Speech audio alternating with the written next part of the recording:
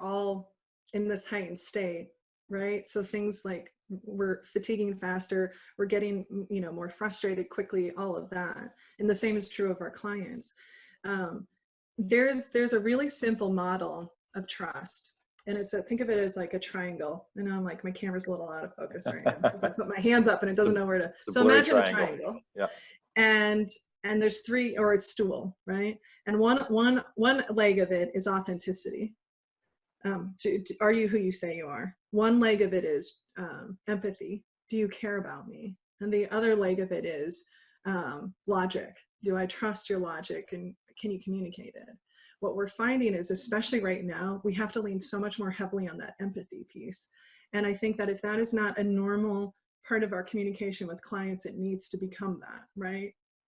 We have to not just have transactional conversations with them. And so I want to share with you some specific, language and phrases, is that when people are struggling emotionally with something, sometimes our default is we want to fix it. We want to jump in and we want to solve it, or we want to offer a perspective, or we want to, well, you should just do this, or look at the bright side, or whatever the case is. And one of the most powerful ways we can show somebody that we care, we've heard them, is simply to acknowledge the pain you see. I can see how hard this is for you. I can hear how frustrated you are. So if you have a client who's like, oh, all these Zoom calls and we don't have the technology, whatever, to be able to just acknowledge the emotions they're experiencing with, I can hear how frustrating this is. Let's work together to figure this out. Or I can see that this has been a challenge, or I can see how important it is to you, that we get the chance to connect in this way.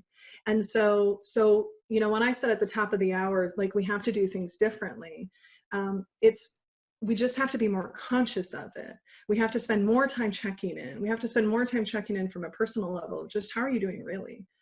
Just like what's happening in your world. And sometimes it sounds really simple, but when we go back to that novelty fatigue, I'm finding for myself, and I'm trying to be intentional with some of my clients about it as well, is I don't Zoom all the time. Sometimes just a phone call is all we need, because it feels familiar. It's not as stimulating, and it sometimes feels a little bit more personal, of like, hey, I just wanted to call because I was thinking of you.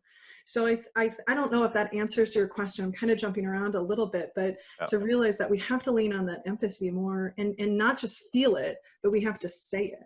We have to let people know that we see their frustration, we hear it, and work with them to solve it, and not just jump into putting out the fire.